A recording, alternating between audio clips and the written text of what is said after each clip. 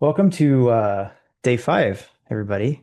So we're going to talk about deformers and physics today. Hopefully, it's been a mind-melting week of awesome content. And we're going to start today off with some announcements because I think we're going to go through a lot of stuff and want this to stick. Uh, we're going to jump down to the end of the slide here. The first thing I want to do is I want to thank everybody that's made this week awesome. Julie and I have been planning this for a long time, and it's really turned out great. Jeremy, Matt, especially Matt for getting up at 4 in the morning to teach you guys yesterday. That was awesome.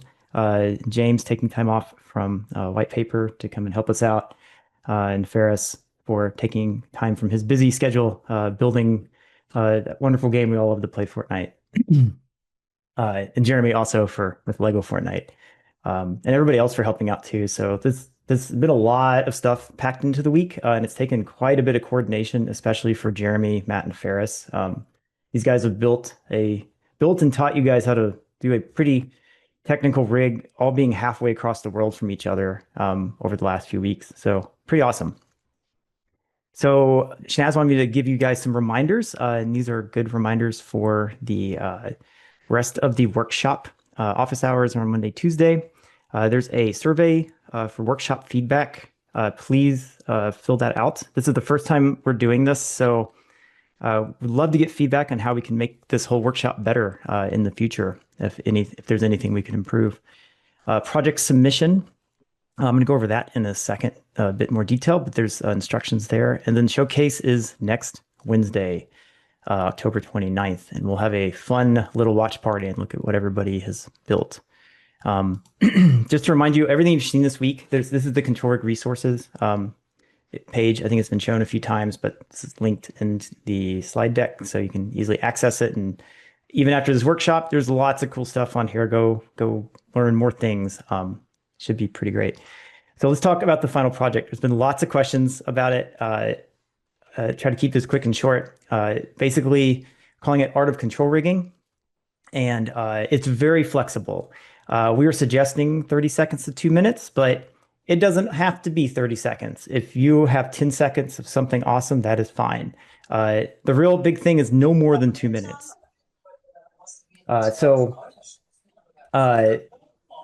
Somebody is muted. There we go. Great. So it's totally fine if it's as long as it's under 2 minutes. That's basically the key. Preferably more than 10 seconds, but if that's all you got time for, that's fine. And everyone's asked about, like, what can I do? Okay. And so these aren't necessarily examples of what you should build, but I wanted to include a range.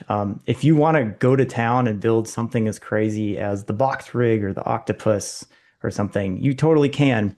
If you want to just make a really cool function and attach it to some joints and show that, that's totally fine too. We know everyone's busy, so don't spend a lot of time, stressing about, how crazy you want to go with this. You can go as crazy as you want, use other systems in Unreal. Some ideas in here for you. Keep it simple if you want, make something really cool. We're just really excited to see what you can build with the tools. Some guidelines for the final submission, just to clarify, you will be submitting a video. Guidelines are pretty loose, but ideally you put them in 16:9 aspect ratio, either 4K, 2K, or HD. There's some directions on how to use OBS. Heavily recommend using OBS. There's also the quick movie thing in Unreal. If you want to tinker with that, that's pretty new as of 5.5, but generally OBS is great. It's free, open source. If you haven't used it before, and it's really easy to use. Just the naming of the video, just please put your name in it so we know who you are. And ideally some kind of description of what you built so we know what it is too.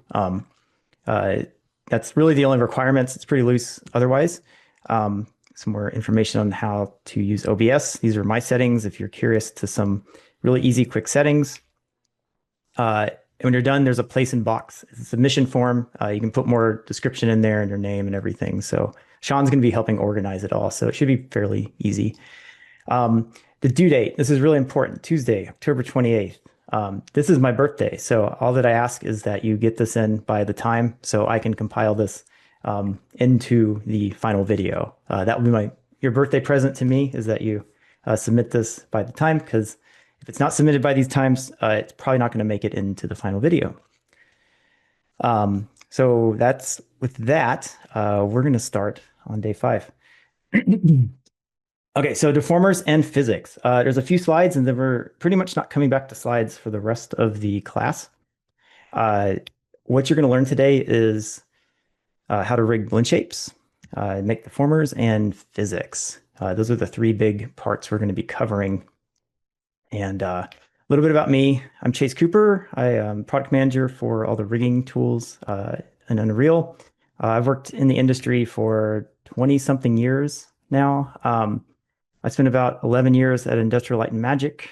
I rigged muscles on the Hulk, worked on Rango for like 2.5 years, and supervised a couple Star Wars things, and built a bunch of works for Warcraft. That was a fun one. Been really grateful to come over to Epic Games and learn Unreal. I've been here for about 7 years now. Recently got the opportunity to work on the Witcher 4 tech demo with CDPR. That was really an awesome experience. I'm a huge gamer, huge fan of Cyberpunk, so it was really cool to interface with that team and see how they work. I actually started on the Fortnite team in chapter 1. I don't know what it wasn't even a chapter then. We just had seasons. It was like 6 or 7. So these are some of the guys I built. And I built the dragon thing for UFN, and just get to play with really cool stuff all the time. That's really the description of my job, is working with all these awesome engineers and making really cool things with all the tools they're building for you. So that's kind of the theme of today's talk, is, or what I'm going to teach you is, kind of how I approach playing with all these tools and around deformers and physics and whatnot. So a little bit of housekeeping. If you load up the project that's in the workshop, these should be loaded for you. But if you're not getting any of the tools you're seeing, these are the plugins you need in 5.6 to be able to do what we're doing today. You can see some of them are in experimental, some of them are in beta. Excuse me, I'm having a little bit of allergies today. The experimental ones, basically that means we're totally supporting these, but we're still figuring them out. And the beta ones are kind of in the same boat. They're just the next level up. So these tools have been around for a while, but just keep that in mind. So with that, I'm going to jump into Unreal. All right, so I'm going to optimize for video sharing. If anything looks not super smooth, let me know. We're going to be in Deformer Graph land doing some GPU stuff. So I'm not really sure how this is going. This should be fine for video, but how we're going to start is we're going to start building some shapes. I'm going to basically show you guys how to build blend shapes in the editor. So first thing we want to do is let's go find our skeletal mesh. We're going to take this robot simple, and we're actually just going to hit Control D to duplicate it. And we're going to call this, let's say, blend shape SKM. Okay, I'm going to save that, and we're going to pop into here. I'll tell you why we're duplicating it in a minute. So we're in our skeletal mesh that's been duplicated, and you've seen these skeletal mesh tools. And over here, we've probably played with all these, but we now have this new little smiley face for morph targets. And so this lets you build the morph targets right in the engine. We haven't been able to do this until the last release, so this is pretty awesome. And it's a blend shape tool. So when you go into it, just like the skin weighting tools, let's see, Chase's mouse seems super delayed compared to what I'm seeing on screen. Let's see if I can make that better. Sorry, Chase, that might not be for everyone. That might just be my issue. So I was just asking in the chat just in case anyone else is experiencing the same thing. I changed the setting, so let me know if it gets better or worse. Okay, so I'm going to change an existing material, and we're going to build some damage shapes. Robots, usually when I've built them in the past, they'll come in and you might build a range of damage shapes. They're getting shot at or something like that. So we're going to do some damage shapes. The first thing I'm going to do is my mouse movement's really weird, and I literally do this every time I come into the editor, is I'm going to invert middle mouse. Okay. So I always do that, and now this is a bit more friendlier. So if you ever like feel like the controls are kind of weird, I just do that, and it feels way more like Maya or kind of what I've used to for the last 20 years. Okay, so let's build a. Let's do the head real quick. Turn my camera speed down. Like I've gotten really used to the first person controls. I actually don't use Alt that much anymore. So I'm just gonna sculpt kind of like he's been punched or something, or really just make some shapes that we can see. All right. Maybe it fell off a building. Okay, really cool. Okay, so now we have a shape. Up here, I'm going to name it. We're going to call it our damage, head damage. Okay, and I'm going to hit accept. And it's going to take just a little bit, take about 5 seconds here. And so a couple things are happening right now. It's actually adding this shape as a morph target into the skeletal mesh. And it's inverting it against the linear blend skinning that is computed at the engine core level. So you don't have to go and like invert this now. If you don't understand what inverting is basically taking a shape delta. A delta is the difference of the position of the points from the origin to its position in space, and then adding a another delta onto it. So essentially what that's doing is it's taking all those positions and making it relative to the linear blend skin positions when that occurs. So that's already happened here. So that's a great little like rigging thing. It's nice. So now we have a shape. And so now I can do things to this shape, which is pretty nice. If I want to make another shape, let's go ahead and we'll make let's see, we're gonna make a new one. Let's make like a little frown. Okay, let's do, I don't know, brow down. He doesn't really have a brow, but I think we can kind of do something in here. All right. And we have a bunch of tools. So you can come in here and you can smooth this out a little bit. All right. Oh, now he's a little character. Okay, so let's do this guy. Brow down. Now we have a little bit of expression in the robot eyebrow. And invert it for us.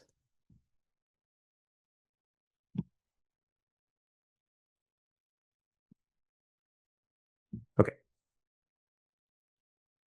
All right. So you can imagine that you'd probably spend much more time on that if you were doing real face. Nope, 0. Sorry. There we go. Now we have a little shape. We have a head damage shape. Okay, so uh, a few things to talk about this editor is we have this morph target previewer here. And this is where you have your morph target information. This morph targets that I'm editing are only stored in the skeletal mesh. The other tools do not know about these deltas, essentially. What they do know about, we're going to put this back, are these curves. So this curve data is what gets passed on to the other tools, specifically control rig. When you make a curve, in here, you have two types of curves. We have material and we have a morph target. We want morph target. This tool conveniently makes these curves the morph target type for you. If it was checked material, it wouldn't work.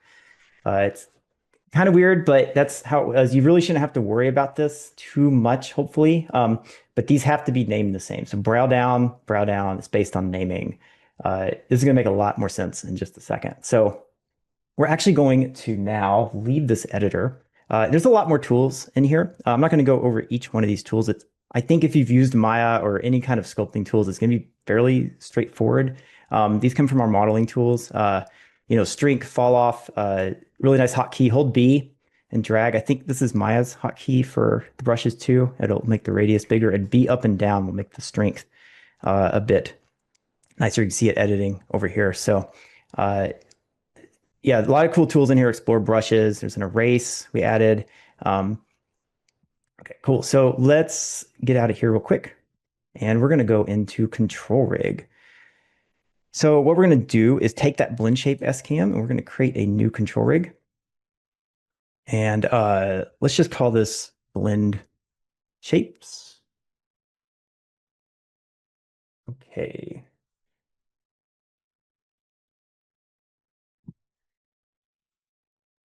Okay, so now we're in control rig, and we have our robot here. This is, just to make sure, tied to our blend shape SKM. And I'm going to pull up something called the curve container. Okay, and you can see our curves are in here. Just like moans, you have to also import these curves. So I'm doing this I duplicated the mesh because for this instance, I don't want to add all these to my main skeletal mesh. If you're rigging a character and these are like corrective shapes or something, yes, you might want those on the main skeletal mesh. But if you're doing like shot-based workflows, you're building some kind of extra face setup, you might want to duplicate it out because you can basically think of that skeletal mesh as a container. Okay, so we're basically going to manipulate these curves. So how you do that is real simple. We're going to do set curve value. And now we're going to plug up, let's do head damage first. We're going to hit compile. Okay. And so now when I toggle this on, you can see my shape is now in there. Okay. And you can probably see where this is going. We're going to start rigging this up. If I change this to brow down, it will edit this curve. Okay. And this editor has no concept of the actual morph target data or skeletal mesh. It's literally just firing these curves off and firing them off in the skeletal mesh. If I changed this blend shape SKM to another one, it's not necessarily going to know about this. It's going to change. So you got to think of the skeletal meshes as like a big container with a bunch of data. And they also contain all that shape data. And we talk to it with these curves. So let's see. Okay, so what we're going to do is we're going to actually rig this guy up. And I'm Hey, just going to start Chase, building. Yeah. before you jump into that, can we have you reshare but not uh, optimized for video? We're getting a little bit of noise and blur all over in your text and stuff. So, I think uh, the I think the problem with Zoom is optimized video is strictly video, and when you do it Okay. and you're doing yeah, real time, it gets weird. I don't know why it does. How is that? I just turned it off. Is that better? Yeah, Okay, much great. at better. least on Thank you. my end, it is. Yeah. Okay, cool. Yeah, just let me know. All right, so we're going to import skeleton. You've seen this before. So what I'm going to do is you're going to notice something. It's going to duplicate it, and you're going to get a little thing. You can just delete these. I don't think a lot of people know this. It might not be obvious, but now that I delete those, because those are kind of like instanced bones into this mesh, everything still works. We're fine. So this is now fully procedural. I just kind of like to work this way. And I'm going to show, we're going to make um, just a little control to hold our blend shapes. What I want to do is basically set up a little rig that mimics what you see in Maya with a blend shape node and a bunch of attributes.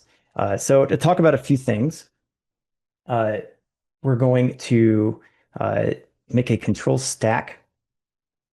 I want to talk about this node a bit because this is a pretty cool thing you can do with the spawn nodes. This is in the standard function library. It's just a wrapper around the spawn nodes. I've seen a lot of people build different flavors of these, and it does a lot of things for you. So I'm going to use this just to build me a quick control. And so it handles naming and stuff. So I'm going to call this blend shape. Okay, blend shapes. And if I don't want to use that control, you can just take it out. It names it. It handles the prefix for me. And because we're in a procedural system, this is really nice. If I needed to add nulls or controls or anything on top of it, I can do that with just a few checkboxes. And you can see over here, I now have that. I do not need that in this situation. So I'm just going to uncheck those. And now I have this. You can also set up some cool things like swapping the controls out for nulls or, changing shapes. And we actually don't even need to see this shape. So I'm going to turn it off because we don't really care about it. It's just going to be a bucket. Okay. So I just want to point this out. It just wraps it. If you come in here and look at it, Matt's going to love this. It's doing a bunch of things for you. I don't want to build this for every control or, maybe it's really not using all this logic, but I don't want to come and do all of this for, one specific case. So that's why it's handy. Definitely check it out. I think most riggers are going to end up like wrapping these spawn nodes in some way. And so this is a great example of doing that. Okay, so now we need to build some channels. Spawn float. Let's just do spawn animation channel. I'm going to resolve this to a float. Okay. And we need to give it a parent. It's screaming because it wants a parent. And we're going to call this, let's call this brow down. All right, and let's make that 0. Okay, and so now over here, I'm going to come and grab this brow down, drag it in, get animation channel, and plug it into my set curve value. Okay, so now if we come over to our details panel and we turn on our brow down, now I have a control that I can animate. It's pretty cool. Okay, so let's do one more for our other shape.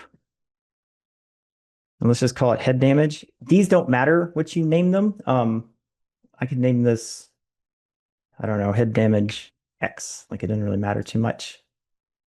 All right, we'll make some runways. I call these little guys, I like to call these runways when I do this, just to go hit Q. See, I do organize my graphs sometimes. And we're going to come in here to get animation channel, copy paste set curve value, and do head damage. All right. And so now I have a head damage.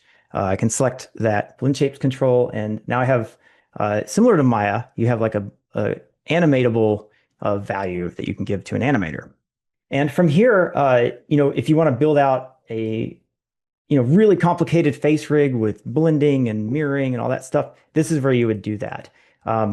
You can start adding all sorts of stuff into here.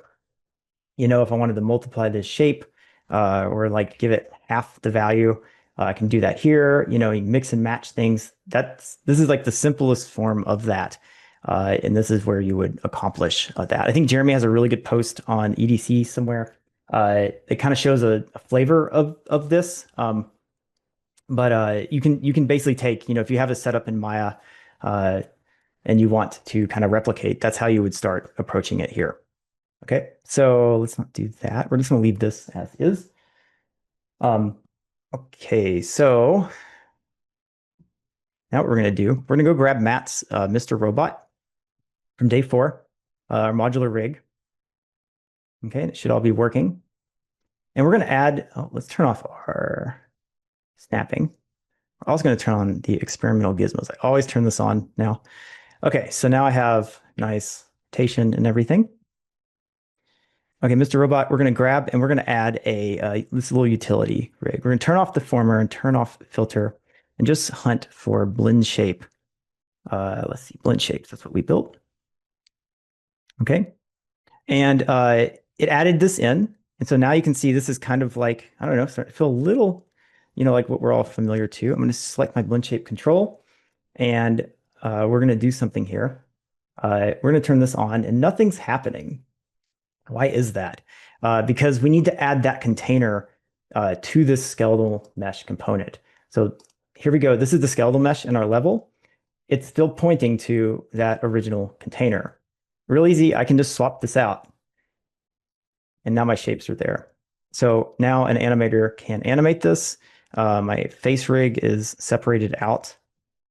And, if you want to give him some expressions or keep going on this, you can. And this is a separate control rig on top. So I can delete this and it'll go away. So it's a pretty cool workflow. You can use this for, let's add that back. See, okay, hopefully it didn't crash. Corrective shaping, which is pretty nice. I showed Agora actually how you could do this with a proceduralized way. You could build a bunch of these with, A through Z. Something or like, shape 1 through 100 or whatever. And the animators can come in here and actually sculpt and shot sculpt and fix things. And they seem to pick up really easily on this workflow. And they're able to do shot correctives. So if you make a container, blend shape container for each shot, you're then storing those shapes per shot on that container and you're not messing up your front one, your main one. Okay, so pretty cool little workflow. Last thing I wanted to show is the running instant. You might be like, well, I'm in here at rest. Like, how do I see my pose? Maybe I want to shot sculpt and do pose where you can do that. I love this feature. This is running instance. So basically you set running instance. You can actually use specific animation if you have like a calisthenic or something for pose correctives, but the running instance will grab any other window in Unreal. I'm going to tell it to grab the viewport. So what I'm going to do, it's going to feel kind of weird, but something I do a lot, is that we're going to shrink this up here. And you can see now I can actually pose in the viewport, and I could edit my shapes live if I wanted to. Maybe this, let's go like turn one of these on, and shapes. Usually I have two monitors up with this workflow. Okay. So if I wanted to come in here and edit my head damage lens shape, head damage, sorry. It's I have this kind of blown up. I'm gonna do my best. Let's make it like really gnarly. Not with the smooth. Let's do the move. It's like really do something just so we see it. And turn all the way up and hit accept. And take a second. And so there it plugs right in. So this gives animators a lot of flexibility for shot sculpting and for building faces. You know, if you need to add an expression that you couldn't do, so that's pretty cool. Okay, so we're going to leave shape land now, and we're going to head over to Deformer land. All right, let's do a new level. We're going to throw all this away. Right. We're going to add Mr. Robot into the level. Here, we were just playing with him. Okay, and so that little utility rig we just built, that's called the utility rig. That operates, that's another control rig running on top. And we're going to talk about deformers now. We ship a few deformers with the engine by default. Let's see. I see some questions. Yeah, we'll do that in a minute. Let's see. We'll do, okay, so we're going to add some of these deformers. I'm just going to add some things and we'll talk about it. So if you come in here, Mr. Robot, hit deformer. I like the sculpt. The sculpt is really fun. So you can bring the sculpt up, and this is just the control rig. And then I can start sculpting on the robot. And I can add as many of these as I want. I can also constrain this to the head. So I'm going to constrain it. And so let's see if I did the right one. There we go. All right. And so now an animator can do some really crazy like squash and stretch stuff. And to them, this is a control rig. This isn't like some special thing. They can key these just like they would any other control rig. There's a bunch of settings on them. We can come over here. There's like a fall off setting. Can do all sorts of cool things like a multiplier. And so we ship a few of these in the Animator Kit. And I'm going to show you how to build one of these. We also have a lattice. The lattice is crazy. We'll open that graph in a minute. But it's really cool. So the lattice, you know, pretty general lattice. You can kind of sculpt it. You might be wondering, hey, like this is a pretty sparse lattice. Let's add a little bit more resolution in there.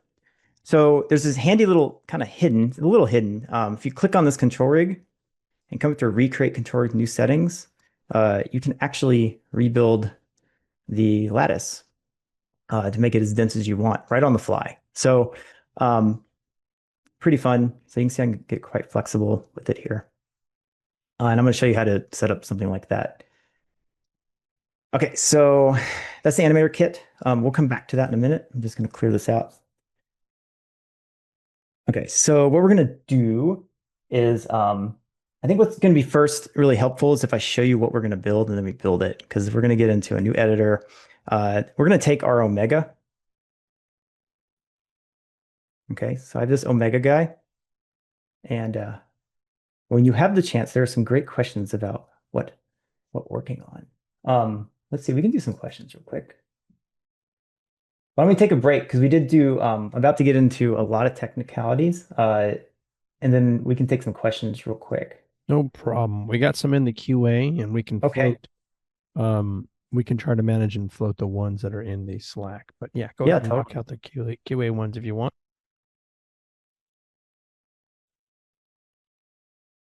Let's see. Maybe I haven't been watching the chat. Maybe you guys could just go through them. I'll answer them live. So no problem. Yeah, the first question is regarding blend shapes. Can we modify the existing shape? Like, can we use a vertex selection flood tool, like in the weight painting tools? Is that an option? Not yet, but that's something we are adding. The toolset's still experimental, which basically means we're still working on it. So I'm going to show you a preview of 5.7 at the end, and you'll see how far the tools come in one release. But that is our plan, yes, to add all that stuff and make it all work together. And that'll make a lot more sense at the end of today. Okay, thank you. Is there a way to create multiple controls procedurally and then move them manually? Store the offset somewhere so next time I respawn them, they are in the desired position. Asking because I can picture having multiple blend shapes in multiple controls but not linked to the position of a joint. Also, is there a way to hide and lock transforms for animators? Let's see, that's a multi-tiered question. Yeah, Is that in the QA? it's in the QA, yeah. Well, I see the chat. Let me pull up the QA real quick.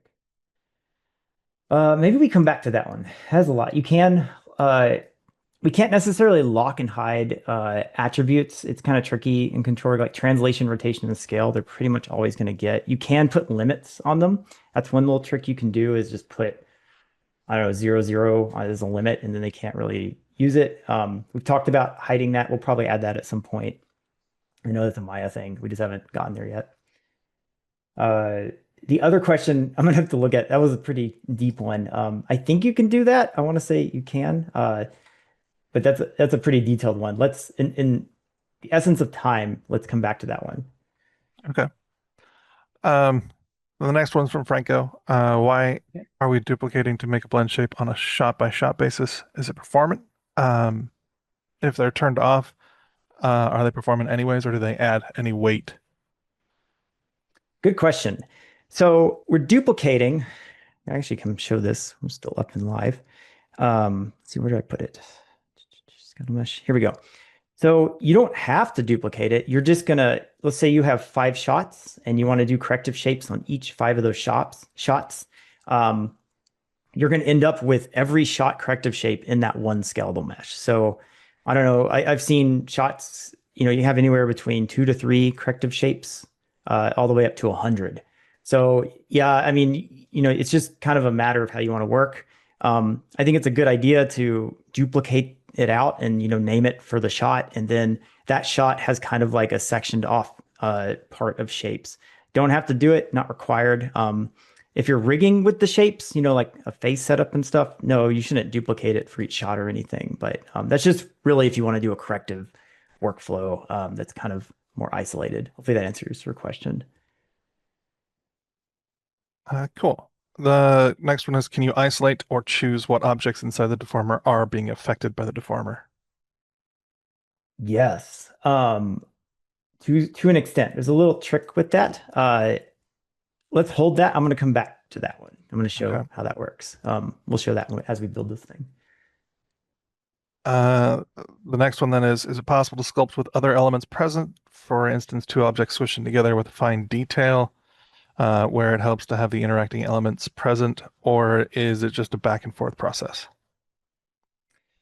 Let's see. I'm going to interpolate this as back and forth, meaning between like the level editor and the sculpting tool, if I understand correctly. Right now, yes, you can't really see like that little trick I did where I'm pulling up. Like you could imagine having another monitor with this on it. Unreal is really hard to work on without like 2 monitors or like more screen real estate. At times, that's just a hot tip. It makes it a lot easier anyways. You don't have to, but you have to pull this up and then you'll have your level editor. And that's just kind of the way right now. We do want to move all these tools eventually into the level editor. So you can do these type of workflows really easily. Don't have a date on that, but that's definitely something we're discussing. Yeah, we really want to do that. So, but this is the way right now. So we got an anonymous one here. It says, how do the deformers affect runtime speed, any major hit or marginal? Absolutely. So that's a trick question and a trick answer. Of course they do. You're deforming an entire mesh, and it's going to duplicate the points when you deform it. That's the big kind of in layman's terms. That's what's happening. During our lab today, we could go more in depth on that. The engineers might be there, and they could definitely give you a lot more detail on that. But the really cool thing about these deformers, I'm going to show you an example of this, is that they're GPU based. You can deform a 2 million vert mesh with no loss in frame rate. It is pretty incredible. So on that, like there's not a hit necessarily for an animator. You can throw as many of these on as you want, and it's pretty cool actually. Let's see, is my screen sharing? Yeah. Okay, let's I was going to show this in a minute, but I wanted to show this because our Fortnite team, our cinematics team built this. This is one of the first things they did with the deformers, and all the wires are deformers using the couple I just showed you. And all the like really squashy and stretchy stuff, they're adding these in the shot, and this all runs in real time. So you can really see the amount of just extreme motion they can get from kind of working in this way. And this one's really fun. Our cinematics team is awesome. They do really cool work. So that's a fun example of just kind of like those working in action, essentially. So we got one last one, and we can let you jump back on it, Chase. We have two. Is there two? Oh, yeah, you skipped Fernando. Oh, my bad. Fernando enough there. Yeah. So Fernando asked, deformers do not need controls as the question. You can just add them to the sequence and animate them. You don't have to have controls, correct? You can just drag in this is kind of a new philosophy in the last few releases because we've added a lot of really cool tools to let you do this. So I would suggest, I think of the controls as a handle. If you've written Maya deformers, you have to write the handle for the deformer. And it's all done with a plugin code, and we don't really have this concept of handles. It's just all controls. So some deformers make no sense, like a dual quaternion deformer. You don't need a control for that. You don't have to author controls. It's just if you want animation deformers, like this is how you would do it essentially. Cool. So then we're just going to answer Joseph's and then move on. We have two more that popped in after that, but cool. I don't want to delay you any longer. The last question that we have is the scale mesh container with blend shapes. Is there a way to reference the scale mesh instead of duplicating in case the base SKM gets updated in the future? Right now, no, that is kind of a problem. You will have to update both of them. There's not really like a reference between these, but it should be as simple as you just come and re-import your mesh, your FBX. You can see down at the bottom as I hover over it, it tells you the source FBX. So yeah, that is something to keep in mind. I think we have some ideas around how to make all of that a little better in the future, but it's the Agora sample that's coming out. I mean, they did this workflow and they seem to like it. It worked pretty well for them. But yeah, I can definitely understand if you're having a mesh that's updating constantly, you have to be careful with that. Thanks, Chase. Let's see if our other questions get answered as you keep going on. Okay, cool. Let me move some things around. Okay, so let's see. Okay, so we're gonna go. Let me get back to speed here. Okay, so we're gonna build this guy. And I think we should just hop into the Deformer Graph. That'll be a good time to do that and start building this guy up. So let's do this. Let's just create a new, let's go up to the top of day 5. I'm going to make a new Deformer Graph. So to make one of those, animation, deformers, Deformer Graph. And we're going to call this simple, let's call it my simple deformer. Save that. And we're going to pop in here. Okay, so welcome to the Deformer Graph. Probably feels a little bit like control rig or blueprints. And it is, you're right. It's very similar. It shouldn't feel super alien. There's a few alien things, but we're going to go over those and demystify that. But it's not too bad. So just like control rig, we need to add a skeletal mesh to work on. And I'm going to grab the omega mesh we've been using. He's fun. It's simple, and he's spherical shaped, so deformers look really nice on him. It's easy to see. So we're going to kind of use him as our test for building this deformer out. Okay, so I'm going to start building. I think the best way to go about this, and maybe it's not, but we're going to try it out, is I just build a few things and we're going to talk about it. Okay, so and as we go, I'm going to talk about the editor. So just like control, I can right click and I can get to all my nodes. We also have the palette over here. Just like in control, these are a bunch of nodes and operators you can use to make deformers with. And the Explorer is basically my blueprints. It's a little different, but it's the same idea. You have your graphs, you have your variables, and your components and stuff. This is a little unique to deformers. But first thing we're going to do is do read skinned mesh. So essentially what this is doing is this is grabbing the previous deformation and giving me a bunch of positions. Okay, so in this instance, it's actually looking at the engine linear blend skinning and giving me that in a bucket, and I can do things to it. Okay, and then I'm going to have the right skinned mesh. Okay, and then in the middle here, we're going to do things. We're going to do things. So we're basically going to do things to these points. Okay, so control rig, I like to think of it as you're doing things to bones, and here you're doing things to positions and points. So let's get rid of this. And in this example, we're actually going to use a custom compute kernel. Okay, and this is my shader text editor. I'm just going to dock this over here. We're going to come back to that. And this custom compute kernel, this is right now doing absolutely nothing. But what I want to do is send these points through this kernel and have it do things and then write it out. So let's go ahead and drag new input. Okay, and I'm going to drag out this to position. All right, we're going to hit compile, and it's going to error. And I want it to error. There's a few reasons why. So we're going to basically fix this up and make a custom deformer out of it. First thing you want to do is you want to tell this what domain, like what is this?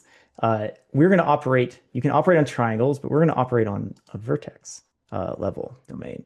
Okay, and that's going to, it likes that, but you can see our mesh is exploding. That's because there's nothing happening. There's no deformer. It's like, what do you want me to do? Okay, so this is where we're going to start getting a little deep in the code, but I'm trying to make this as simple as possible. We're going to pull off this shader text editor, and we're going to write a deformer. So for those of you, there might be a lot of you in this room that have written a Maya deformer before. It's not the worst process, but it's also not easy. You have to understand the Maya API, which is really alien to everything else. And I should just turn autosave off. It keeps clicking. But what I really love about this system is this is how easy it is to get up and running. And now you're just writing your deformer algorithm.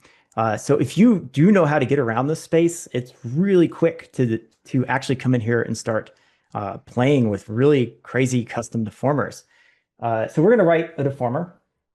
And essentially, I'm going to write some code, and then we'll explain it in plain text. So we're going to do if index greater than equal to read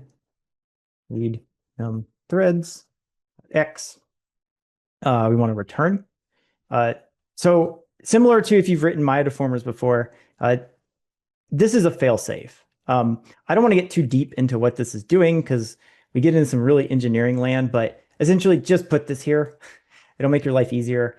It's a failsafe, and we can go over really like details about this stuff if you want to in the lab later with the engineers, and they'll be able to explain it way, way better on a way deeper level if that is your jam. As a rigger, as being a kind of a weird technical engineer artist, just like the My API, this is one of those things, just put it in here and it's going to be a fail safe. Okay. So the next thing we're going to do is, you might notice we plugged in this yellow, it turned it into a position. Okay. And these are called bindings. Similar to a function in control rig, it's like an input and output. You can just think of it like that. These bindings have a type, just like in control rig. Pull this out so you can see it. and you can tell it, what to operate on over here. We want vertex because that's what we're operating on. And also, if you expand this, you're going to get the declaration. So I'm going to use this a bit. And we're also going to rename this to in position and out position. Keep it nice and clean. Okay, so I'm going to copy this guy. And now I'm copying it, not because I'm lazy, but because I don't want to misspell this. Usually, errors in code a lot of times just come from misspelling things. And so I'm going to do this. We're going to do float 3. I'm going to query my position. And it's telling me I need a, what index am I going to operate on? Well, I want to operate on whatever index is current. So this is going to let me query the current index. We're still not doing anything. And we're going to cover this up just because I know it's probably kind of obnoxious. Okay, so let's keep going. And I think it'll be easy. So to explain what's happening. In Z, let's do times equals to 2. Okay, and then we're going to write out position. Oh, I didn't copy paste it. Let's do this just so we get this right. And index position. Yeah, and my terminators. Okay, if you don't know what a terminator is, if you've never written, I think most of you have probably written Mel or C++, but if you haven't, this, unlike Python, tells when the line ends, essentially. Python does this in a different way, kind of automatically for you. It's real elegant. C++, this is HLSL code. I am not by any means, I'm going to just not an HLSL expert. This is shader code, not a skill many riggers probably possess, but when you're writing GPU deformers, this is the code that you're operating in. It's very similar to C++, Mel and Python, a lot of the same logic. And it's pretty fun. It's once you start getting into it, you will feel at home if you've never been exposed to this. And if you have been exposed to HLSL, you're going to probably be able to do really crazy things in here. Okay, so this is our deformer, very simple. I'm basically telling the position of each point to move up in Z, multiply by 2 in Z, okay? And then I'm writing it out again. So we're querying it, we're doing something, and we're writing it out, okay? And writing it out means here's the out, and then I'm writing it back, okay? So I can do all sorts of things here. We can just do this and compile. You can see I am now deforming the character. We can do something like this, flatten him. And this deformer, as simple as it seems, is actually pretty useful. I've done some fun stuff in the past. Like, I don't know, I've had a simulation or some animation that I just want to move across the scene. You could do something like this. Maybe I'm going to move him up 150 units, and it just moves him globally up, each point up. It's still going to animate and everything, just moves it up. Or if you wanted to do X, we could also do it along the X axis. Okay, or if we wanted to scale him, make him bigger, you do something like this. It's going to be really big. Let's not do that. Okay. Let's do something like this. Sorry, change times, multiply. Okay, there we go. So now he's bigger. Okay, so you can kind of see how you can start playing with this. So I'm just scaling it. We could shrink him along one axis. So getting some neat effects, that's pretty cool. You can get some cool effects with even this deformer. It's pretty useful. So we're going to come back. Let's delete these. We're going to leave that for now. Okay, so that's great and all. We have this pretty simple deformer. I want to be able to control it. So how do I maybe control this stuff here? Sorry, I tore this off. Let's put this back. Okay, so we're going to do something. I'm going to introduce you to constants. So float constant. Unlike control rig has a convenience feature where you can punch all these in right into the node. That does not exist yet in Deformer Graph. Still in beta. Will likely get added in the future, but right now this is the way. So we will accept that, and that is how it is. Basically, I'm going to build this float, and I want to plug it in to a new input. Okay, and so I'm going to come up here to my input bindings, and it named it out because it matched this, but I don't want it to be named that. I want to name it multiply. Okay. Okay, so just like with the the in position binding, I want to grab this declaration for it. And we're going to come down here. I'm going to leave my shader kernel code here. And we're going to make a new one called float mult equals read multiply. Okay, and actually I did this wrong. Let's put this up here. Okay, so we're right before we do this. And instead of 5, I'm going to give it mult. All right, so now I can control this deformer. Okay, let's frame it up. So now we're back, and I have a way to control this. And so at the most simplest level, this is about probably the most simple deformer you could build. Okay, and the last thing I want to introduce you to, and this is very important, GPU deformers. Look at the shading on the actual viewport. We're coming real close here.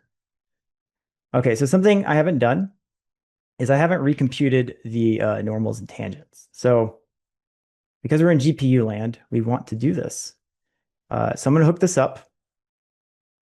Okay, we're going to hook up our tangents, and you'll notice a change. It changed. All right. So this is actually the correct shading after you deform your mesh. Similar to the check here, just always do this. This is a bit hard to understand. If you don't do this on like a dual quaternion skinning where there's a lot of rotation, you're going to see a really like gnarly normals shader artifact that won't be appealing. Right here, it's less noticeable, but it's definitely something you want to always hook this up because it could definitely bite you later. So this is, you can basically copy and paste these two things, plug in your nodes here, and you're good to go. Okay. Okay, so what are we at a time? Not an hour. Let's keep going because we're fresh in here. We're going to leave this really simple deformer land. We're going to write another simple deformer, but we're going to talk about some other concepts and how to hook this up to control rig and build one of these utilities. So I'm going to close this guy. And let's close blend shapes. Cool. Okay, so let's build another deformer. Animation, deformer graph. And we're going to call this squashy stretchy. Okay, squashy stretchy. All right.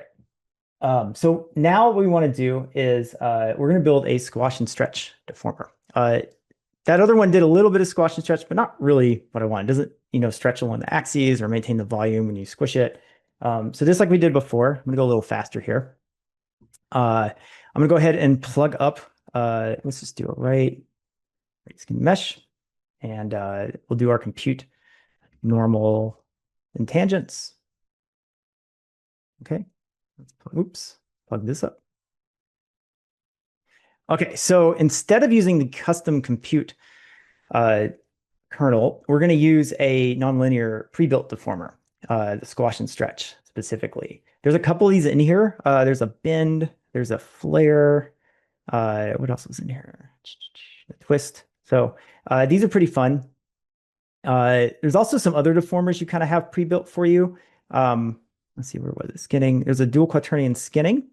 So you can do some fun things like this. You can mix and match these together. I have an example of this. We're not going to go over this live just for time, but there is an example of a deformer set up to actually handle this for you if you want to mess with it. And it's pretty straightforward. It'll just basically turn it on, kind of like how you would in Maya. So let's delete these because these all just do kind of the same thing as squash and stretch, but this is obviously going to do squash and stretch. So we're going to use this. And this is similar to a function in control rig. Okay, so I'm going to go ahead and hook it up. Okay, so we compile. Now let's go ahead and set up a preview mesh. Let's do omega again. All right. Cool. So now we're set up. And you see we have a lot of things we can do here. I could, if I wanted to, come in here and I'm going to be honest, not just a few weeks ago, this is how I used to do this. I would come build constants for each one of these and plug them up. But there's a much easier way that our amazing engineer, Jack, who wrote this, showed me, is that you can hop in here and copy these. But also, so we're going to do two things. We're going to go get all these constants so I don't have to build them all by hand. We're also going to take a look at what this is. So I can hop in here, and now we're in kind of like the function library for deformers. What's really cool, what really excites me, is that you can see all the code. Okay, so here's the deformer code. So for me, this is awesome because I'm not an HLSL wizard, but there's enough here that, I understand a good chunk of this, and I could easily come and pick this apart and make new deformers and do things with this.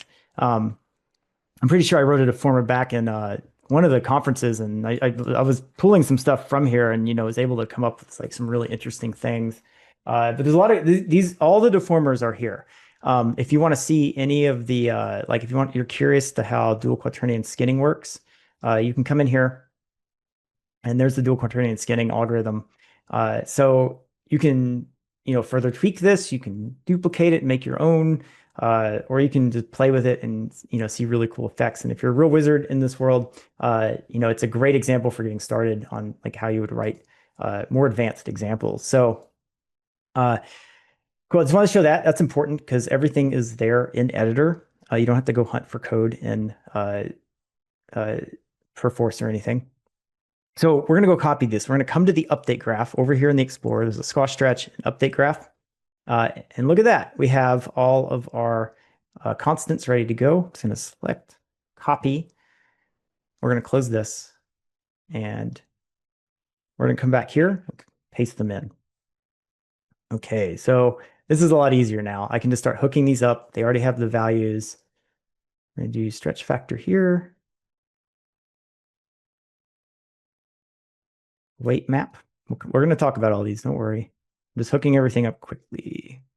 All right, we'll come back to that. Okay, just to make these a little easier, clean up the lines and see them. Okay, here we go. So I'm going to compile this, and you can already see I have some action happening. So what's really cool is stretch factor. We're going to play with this a bit. This gives me a really nice squash and stretch control. Okay, and maybe I stretch it down here, and we have this transform. Maybe I want to rotate, so I can rotate the entire. I went a little too much there, or translate it. All right. So now I have some controls for the squash and stretch. A little debugging thing, you can turn the debug view on and off. That's pretty handy. Usually keep that on, and a bunch of other stuff. I want to call out the weight map. Let's see, is this it? Yeah. So the weight map is an alpha. That's what it is. It's basically 0 to 1 blending on and off. This is your alpha. Pretty much every deformer you want to, or the envelope in Maya, if I remember, that's what it's called. It's called envelope. 0 to 1, 0 is off. Deformer is just not doing anything. I think it's just a multiplier inside the deformer algorithm. Okay. All right. So just right on the screen, if we have, I don't think we should do questions yet. I'm going to stop in a little bit, and then I don't mind to take a little time for questions. No problem. No problem. We can even works. probably squeeze in a break too, but you're going really good pace here, Chase. It's great. Thanks, man. Cool. Okay, let's see. We're about to hop out of here, and oh yeah, we'll come back. We're going to come back to this. So remember this, and remember this guy too. So we're going to leave Deformer land for a little while. Okay. And we're going to make a new control rig. Animation, control rig, control rig. If you don't want to do that every time, I actually don't. I'm just showing that for demonstration purpose. I usually just come up here and type control rig, and there you go. Way quicker. I pretty much navigate this whole menu now with this. I love this. We added this a few releases ago, and I jumped for joy. It's awesome. So let's call this washy, stretchy. Let's just do that. Great. So we're going to come in here, and we're going to load up our preview mesh to be SKM robot simple. Oh, not robot simple. We want to do the omega. Let's swap that. Cool. All right. So just trying to get the bearings. Let's go ahead and let's import it. We'll just import it. So I have the bones in. I imported the bones. We don't need the curve container. I'm just going to shut that off. Okay, come back to details. And we need to build a handle. So I'm going to go ahead and build a deformer handle construction. And what we can do is we can just spawn a transform control. We'll use this time. Okay. Shape. Let's just make it a rounded square thick. I think that's what I used last time. Let's do scale. Sorry. All right. Okay, so now we have a handle. This is a deformer handle. No code, no writing, whatever it was in Maya, MFN deformer handle. It's this easy. It's awesome. And we're going to use this to plug into our deformer in just a second. Okay. Okay, so I didn't want to spend a lot of time on that. We're going to kind of ignore that for a second. We have that, great. What we want to spend some time on is how to get a deformer in here. And it's as easy as looking for deformer. We have an Add Deformer node. It does exactly what it says. It adds the deformer into your control rig. And there's a few little things we got to discuss. So the first thing I want to do is I want to plug in my squashy, stretchy Deformer Graph. So now this is accessing that Deformer Graph that we're building over here. Okay, and as soon as I plug this up, we're going to get the deformer activating. So I'm going to do this nice little trick that we showed earlier. Okay, kind of just pull this here. Okay, and so now I can grab this and you can see it's firing straight into my deformer, right? So you're probably thinking, Chase, that's great and all, but how do I hook this up so my rig can let me do this? I don't have to ever touch Deformer Graph again. That's what we're going to do. But when you're developing these, this is really nice. You can pull one of these up on one screen or like this and kind of see what's happening in your control rig. Make sure to save that. Okay, so we have this Add Deformer node. I'm going to build a channel. Okay, we're going to make it a float because I want to actually, oops, I closed that. Let's go back to squashy stretchy. I want to actually control this stretch factor. Okay, I want to take the stretch factor and I want to be able to control it. So I'm going to make a float. All right, we're just going to, for sanity, name this stretch factor and give it a parent. Okay, I'm going to go name my control too. Let's name this. I forgot to name it. Let's call this squashy stretchy. Let's just name it squashy stretchy. We won't add a underscore control just for Jeremy and the other guys. I'll leave that nice and clean. Okay, so stretch factor initial value, I'm going to make 0.5 only because I know the 0.5 will be kind of like rest. Okay, and so now just like we did with the shapes, I'm going to drag this in, get animation channel, and I need to hook this up, but I can't. Why is that? That's because we need to do a little bit more work in the Deformer Graph. Okay, so to get data over to control rig, this might seem a little convoluted. It's not, I promise you. It's way better than it used to be. This is pretty awesome. We're going to replace this constant with a variable. And I'm going to name this variable stretch factor. And we are coming back to this whole naming thing in Unreal. And I think it's become clear to me that how we name things in Unreal is very similar to the tabs and spaces argument, because over in control rig, we allow spaces. Over in Deformer Graph, we do not. You cannot name your variables with spaces. It's going through code and a bunch of stuff. It does not work. It does not like it. If I put a stretch space factor in here, it's going to break the deformers.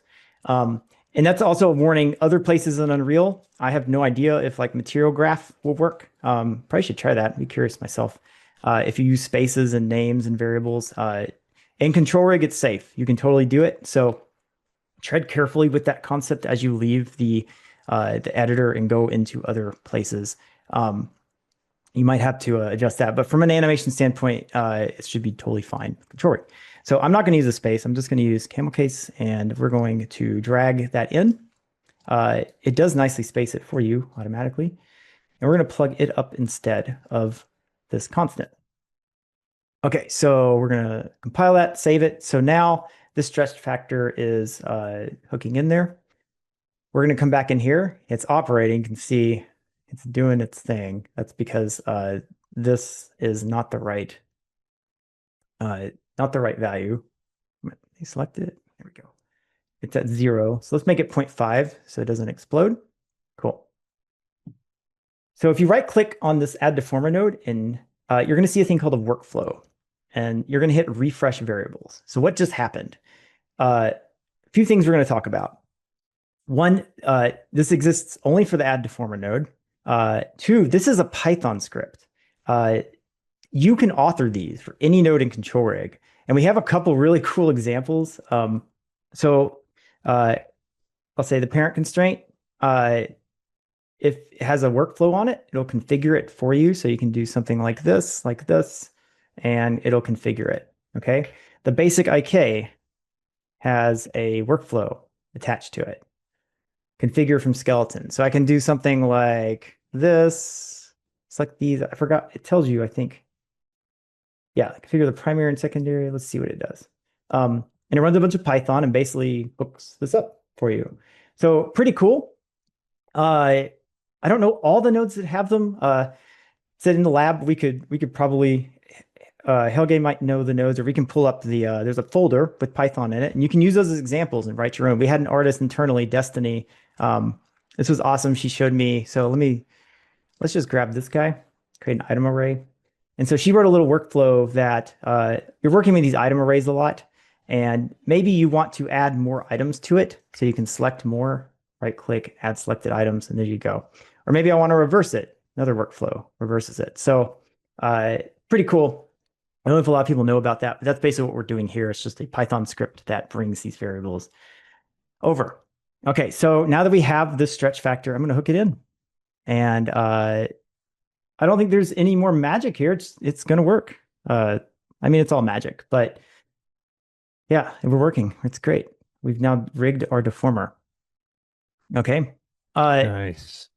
And we need to do something else. You might notice this handle's not doing anything. It's just a container. We're going to do the same thing for the transform. Pretty straightforward. So here we're coming here, transform. Let's name this handle transform. I'd probably just name it transform, but we'll keep it handle. Let's swap this out. All right, save. Come back to squashy, stretchy. We're going to run this again, and now we get that. Okay, and then I can drag and drop, get my transform, plug it up to the handle transform. Okay, so now we're starting to have a deformer that's like actually usable. I can come up here and I can move it, do some crazy stuff with it, and really squash it down. So pretty neat. So we're gonna go a little extra credit because this is really fun. So I think you've seen the Spring Interp node. If you've seen that floating dragon I built, that's what this was. This node is a power horse and control rig. We also have the local chain dynamics. I don't know if anyone's talked about this, but this is awesome. Jeremy wrote this, and it's a wrapper around this node with some extra sauce, and it's really cool. You basically just give it bones, and it's really quick. Just cheap, like secondary motion. Keep this in mind. We're going into physics world after the break. But I wanted to point this out because this is still totally usable. I use this all the time. Okay, so Spring Interp, and this is really going to show the power of control rig. So I have two options. Maybe I want this to jiggle, right? I could come in here and write, I don't know, I could expand on this. I could come in here and write a spring. I could write the spring math. That's one way to do it. Totally fine. I don't have to do that. I can do this instead. So what we're going to do is we're going to actually make this a vector. And I'm going to plug this in. And we're going to make, let's see, make transform. Suppose you guys did this one. So we're just going to build a new transform, essentially. And instead of taking the position, I'm just going to interpolate it. And then we're going to plug this in. Okay. I'm also going to draw it just so I can debug. We'll clean the lines up here in a minute. Okay, so let's draw this. Let's do one. Okay, so now I have a big fat axes there that'll show me what's about to happen. Okay, so let's compile. So now you can see that axes is lagging a little bit. It's a little jiggly. Okay. And as we deform now, we're going to get a bit of jiggle built into our, you can kind of see it. It's a little softer. It's a little nice. You could use it for, I want to crank up the strength. Maybe leave that. Let's see. There we go. Now it's a little more playful. Okay. It's only doing it on the translation. Like if you see if I rotate it, it's not doing it. You could hook that up too and interpolate that, but pretty fun. We could really lag it. And you can also do it here. You can just add a float, spring interp. Let's plug it into the float, plug it into here. And so now actually when I edit that stretch factor, you can see it's lagging a little bit. I'll really make it lag so you can see it. So kind of fun. So it gives you ideas. You don't have to always, think a little outside the box, and Control and Deformers like really allow you to tinker with this a lot. It's pretty neat. All right, let's see, where are we at? It showed you how to add the spring. Gotcha. Okay, so we're gonna finish this up. Okay, let's go ahead and I have an example with all of this built out for you. I did all the attributes. For this guy, we're just gonna stop here and we're gonna do a new level. And we'll show you how to use that recreate with new settings menu. Okay, so we're gonna drag this guy in. Okay, and you'll be able to see already, like I can give this to an animator and everything's working. Okay, pretty cool. What's even more cool, let me think about this. Let's just leave this for now. That's fine. No, let's do this. Let's try this real quick. I just do new level because it's quicker than clearing out all this. So let's grab the modular robot. Let's test it out on this guy. So I think I did this right. Okay, control rig. We're going to uncheck filter asset by skeleton. I haven't tagged it with deformer. Here, why not? Let's show you how to do that. If you want to tag it, settings, class settings, there's a lot of stuff in here. So usually what I do is like collapse everything. If you come down here to variant, here's your tags. So you can just tag it deformer. And that's how easy it is. And so now when I come over here to control rig, hit deformer, squashy, stretchy def. So we're going to add it in. Okay. So you can see this little red control popped in here. And there's my deformer. And it'll work on the robot. Okay. So to use that little recreate with new settings, the real power of this is being able to have it fire the construction event off. It's the most simplest example. I'm just going to build an on-off switch just so you can see how this actually works. And how you get that to appear, you build a variable and you hit the eyeball. Okay, then I'm going to gate this. So I'm going to take the on-off and hit B. If you drag out a pin and hit B, it'll build a branch for you automatically. It's pretty fun. And I'm just going to gate everything, essentially. I'm crossing all the lines. I'm going really fast. So, okay. You should definitely clean this up if you do this yourself. Okay, so now I'm gating this, and this on-off is basically going to turn everything on and off in the construction event too. Okay. Okay, so if we come back to here, we have our deformer active. If you want to come to squashy, stretchy def, recreate control with new settings, there's my on-off, and it's going to run that. So you can expand on this. Obviously, that's just the most simplest example, but that's how you access this menu and do things. This works with anything too. It doesn't have to be a deformer. This could be a control rig. I could take the whole deformer thing out of this, and you can also do things with this too, which is pretty neat. Okay, so yeah, this is pretty much the finished example. In the deformer folder, there's some other fun things. There's a dual quaternion skinning deformer that you can play with. It can be applied in similar manner. This works on any mesh. You can just apply it to the mesh. You can also apply deformers in this manner. If you come to any skeletal mesh in the level editor, and if you type in deformer, you can put in mesh deformer and do I don't know. I haven't actually tried this. If we crash, it's okay. I'll just load it up again. But yeah, so that DQ deformer might be firing now. It's hard to say on the robot because he doesn't really have anything that's twisting. Oh, you can check. I did check this a while ago. You can check on the hands. Yeah. So you can kind of see it's doing its thing right there. We start twisting this guy. There we go. DQ is working. Not really a great use case, but yeah, it pops. There you go.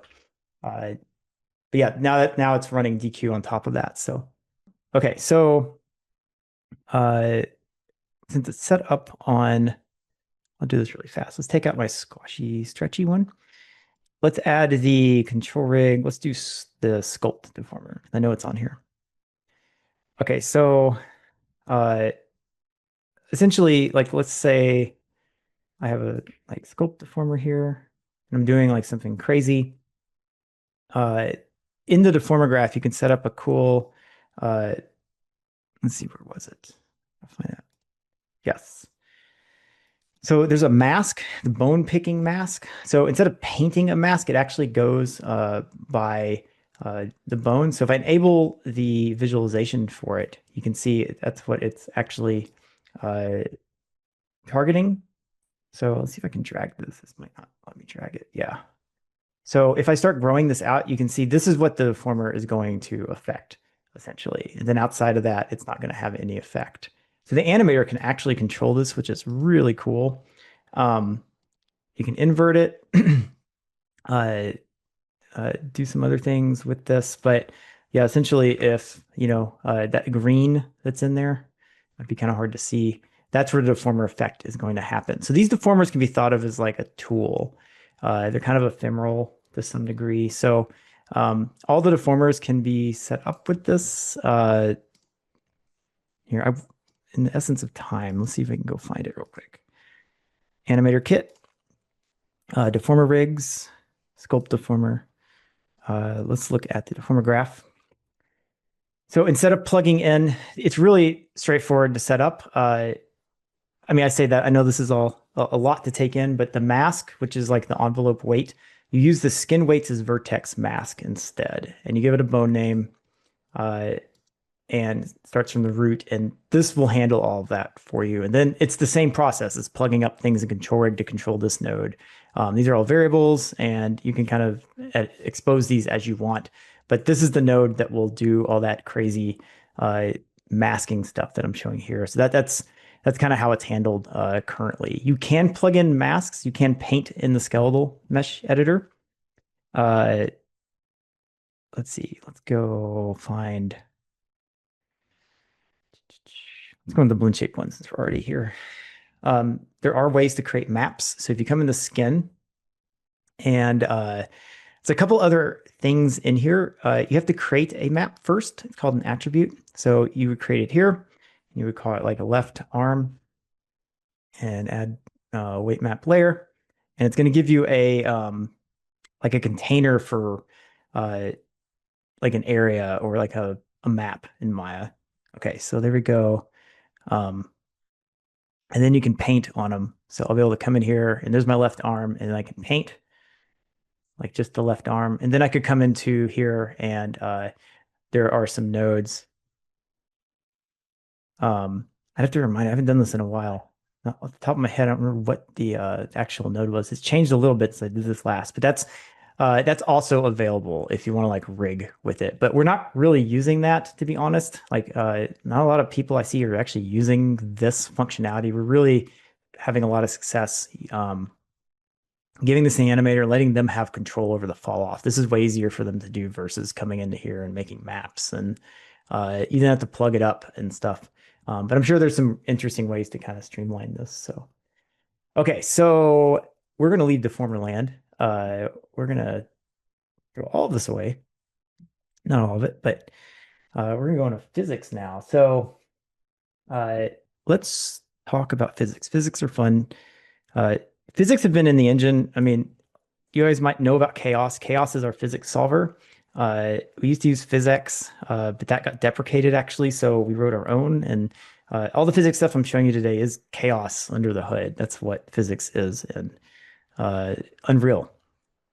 So I'm going to grab, I'm going to show you again kind of what we're going to build.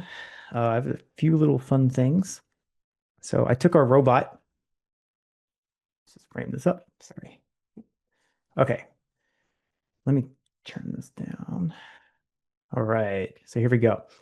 So we're going to take our robot and we're going to set up some really fun physics. And I could just play with this all day. It's great. Yeah, make them dance. Okay, so these all collide too. That's one of the unique things about the system is you can see all the bodies colliding there.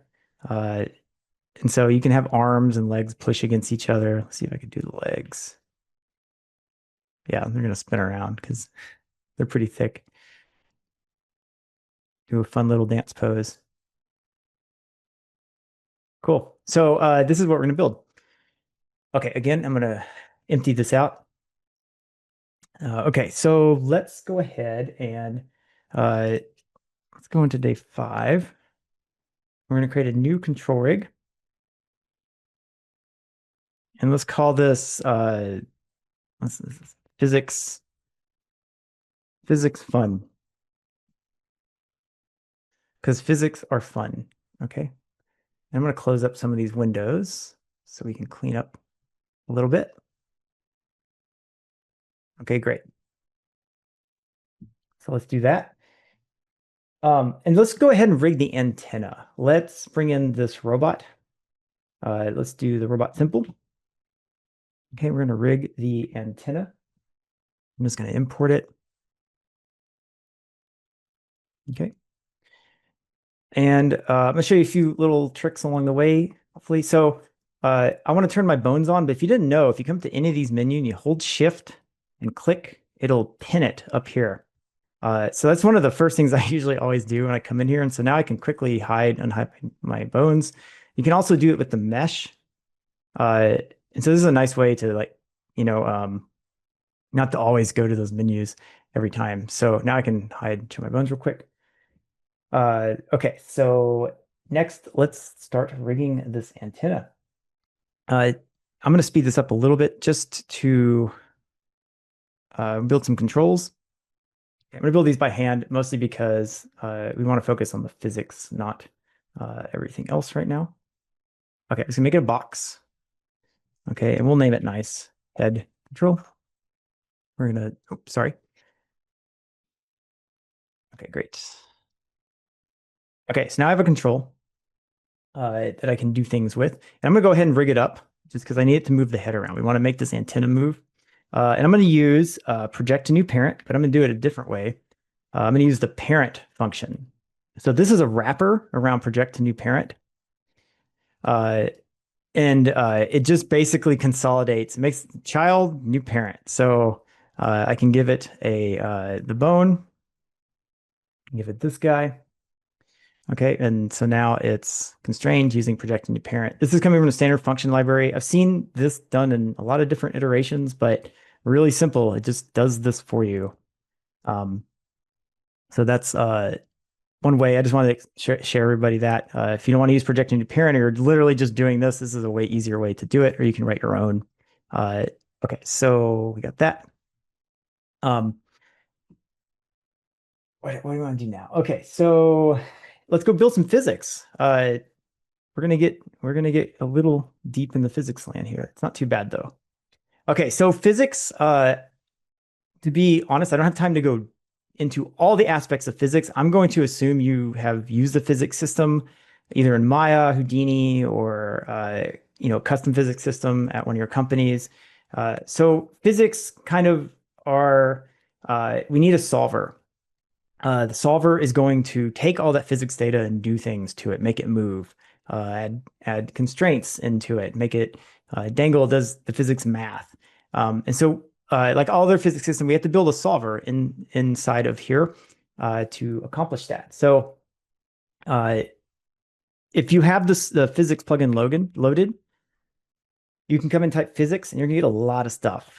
It's a little overwhelming, I know, but you only really need to know about a few things to be successful in here. So what's better is just look for solver. So add physics solver component. Okay, so bear in mind, this is an experimental feature. There might be crashes. It hasn't crashed on me so far, but we'll just pop it up if it does happen. So, but also there's probably some quirks in these tools that we're going to be fixing as the releases go on. So keep that in mind too, that we're not done with this system yet. There's still a lot of fun stuff to do. Okay, and I'm going to hook this up. It's going to error because I need an owner. Okay, so I'm going to give it my root, and we're going to hit compile, and it's not screaming at me. I just built the physics solver, and you might be wondering, where is that physics solver? Where it is in the hierarchy. You can't see it because there is a new thing called show components. Okay, and there's my solver being generated. So I imported these so you can easily see all the physics stuff that starts to get generated. But now you can see the solver. I can select it, and I can come up here, and I can edit all the attributes of the physics here now.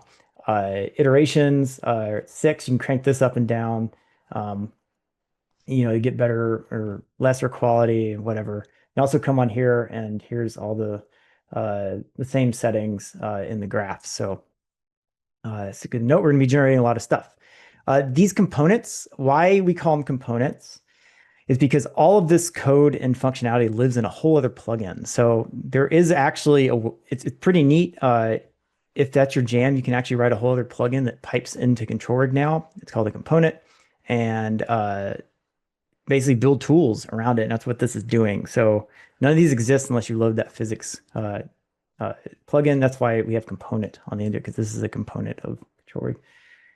Okay, so I'm going to plug this into a variable.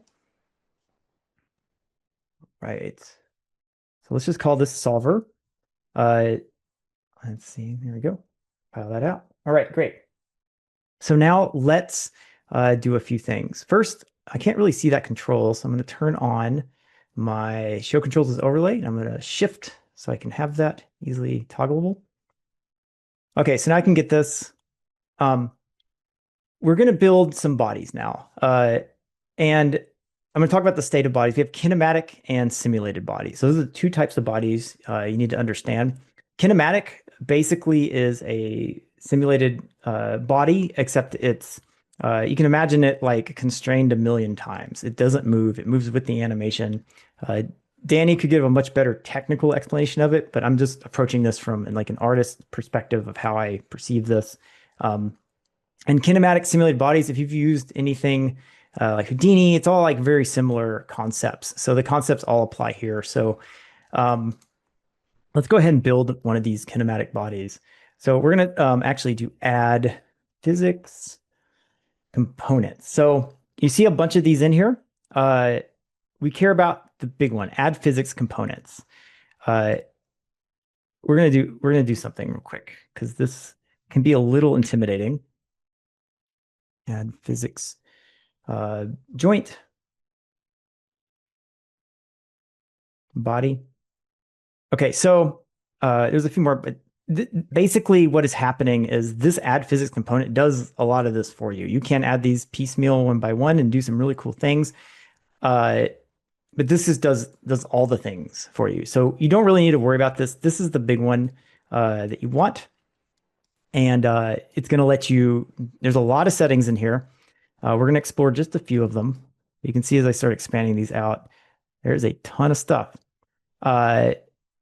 Don't get scared. We're not even going to talk about half of these. You can make really cool setups without knowing what a lot of this does. Okay, so the first one we're going to do is we're going to grab our antenna. I'm going to plug it in to be the owner, and we're going to hook it up. Okay, we're not running anything right now, but we've built the body. It is there. You can't see it. To prove that to you, it's over here in the rig hierarchy. And we got all of our little things. We got our joint too, our sim space control, and our parent space control. We're really only going to be playing a lot with the body today. You can do a lot of crazy stuff. You get into like more advanced territory here. We're just going to be focusing on mainly the body. So in the body data, it exposed this. If you've used physics control before, like cloths or anything, cloth sims or anything, it might look kind of familiar. I want to make this a kinematic body. Okay. And I also want to see the body in the viewport. So we're going to do something called step physics solver. This is the play button. If you've ever been anywhere else, you can imagine when I hook this up, it's basically going to play the simulation. It's a little weird, but it's kind of nice. Let's just go ahead and do it. Okay, and so as I compile, you're going to start seeing the body pop in when I give it to the solver. So that's why I put this into a variable. Forgot to do that. Let's tell it, hey, I want you to run this physics solver. So if you've done physics before, you can kind of see where we're going here. You could have multiple solvers and you could run them in order or whatever, so hopefully this is starting to make sense for those of you who have done physics before. Okay, so this sim is running. This is actually running right now. Not doing anything because this is kinematic, but it's really thick. I don't like this thickness, so let's turn it down to like 0.2. There we go. Now we can see that a little better. Hopefully you guys can see that. And yeah, so that's all we need right now. And now we're going to build a simulated body because we need this to do something.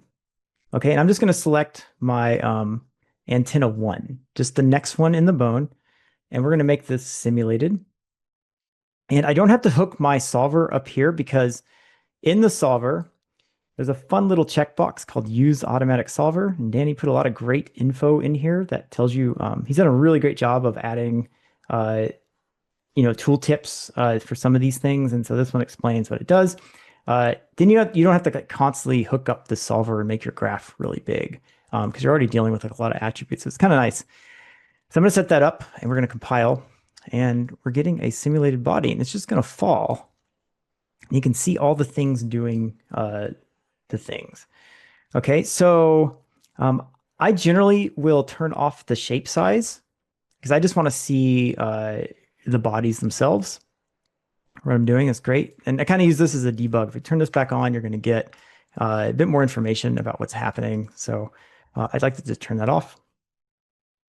Okay, and it's pretty loose. I mean, there's no stiffness in that spring. There's a spring basically connecting these two together. So what I want to do is for the simulated body, we're going to give it some stiffness. We're going to adjust this drive data. So you could come in here and tweak this stuff by hand, but you see there's a lot of settings. And it's totally fine to do that. That might be your preferred way, but this is a handy convenience feature or helper. If you put it, you plug it in, and it's going to stand straight up at that point. And now we're getting a little bit of movement. Let's crank this down to like 4. Okay, so that's pretty cool. Okay, so now we're getting some antenna motion. See if I can turn off controls. I mean, that might be good enough. That's pretty good, right? So we're going to keep going though. I'm just going to build this out. Okay, and we're going to select antenna 2 and antenna 3. And we're going to hook this up. And you don't have to hook this up to the kinematic body. That doesn't make sense. Just the simulated ones. Okay. Okay, so now really getting some motion. And because we added more bodies in here, the mass is being considered. And so we need to stiffen this up a bit. It's like 8, 10. 10 is probably a good default. So there we go. It's a pretty loose antenna. I'd probably want to go a little higher or something like this. That feels good. That's pretty playful. Cool.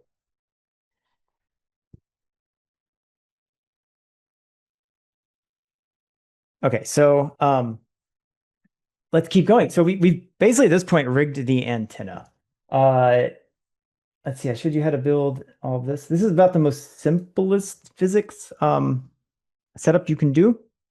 And at this point, these are all the components you need to build physics on your characters, really. And at this point, you're tweaking settings, doing more crazy control rig logic. And I can tell you from experience, these can get quite involved. So I thought it'd be fun to take this. All the antenna's fun. This might be a great thing to add to your robots as you're building these out. We're going to go a little further, and I'm going to show you a few things in here that I think are also quite useful. So I'm going to show you how to build that FBIK setup and add physics to the whole character. Okay, so for FBIK to work, there's an FBIK node, full body IK, and essentially we need to give it endpoints.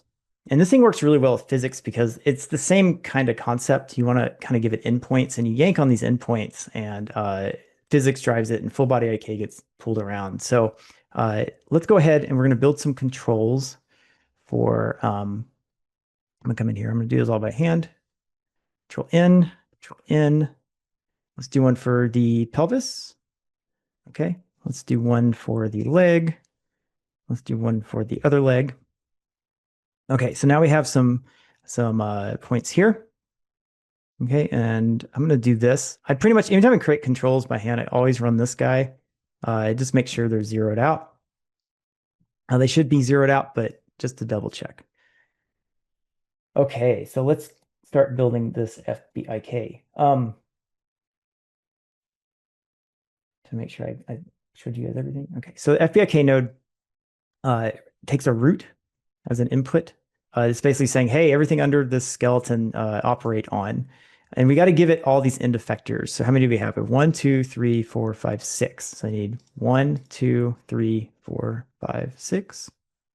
Okay, this looks scary, but it's actually not at all. Okay, so I'm going to pull, we're going to plug this bone in for the hand. And I'm also going to plug in the, I'm going to get the transform for this hand. Okay. And what we're going to do, I'm going to unhook this guy, and we're just going to push him over here for a hot minute. And we're just going to focus on this for a second. Okay. So as I hook this up, we should start seeing some effect. Okay. And there's only one point. So that's all I can do. It's not really doing anything. But we're going to do the other hand next. Let's plug this in. It'll go. Let's see. There we go. Ah, and it's like, what's happening? Okay, we're just going to repeat this for each control. Okay. So now it knows what to do. This is fun. So now you're getting a full body setup. Kind of getting some cool effects here. So essentially, I'm going to go through this a little quick. We're just going to keep going. Okay. Let's unhook this so it quits popping. Hopefully I do all these right. Do this quickly. Okay, and 3, I want the spine. This little arrow is great. We used to not have this, and it was really awesome when we had that put in quite a few releases ago. So you can just select any bone and input the arrow. And so while this is a graph-based workflow, you can actually work quite visually with it. And your brain kind of starts to switch after a while, which is nice. Okay, get control. Okay, hopefully I hooked this all up correctly. And at this point, we should have a working FBIK setup. Awesome. Yeah, and you can further start tweaking these settings. Kieran has a great document. There's a bunch of settings down here. You can turn on allow stretch, and he'll stretch quite a bit in different settings. And there's a doc that Kieran wrote, who wrote this node, basically going through like setting these and what each thing does on the EDC. So that's a great doc if you want to further explore it.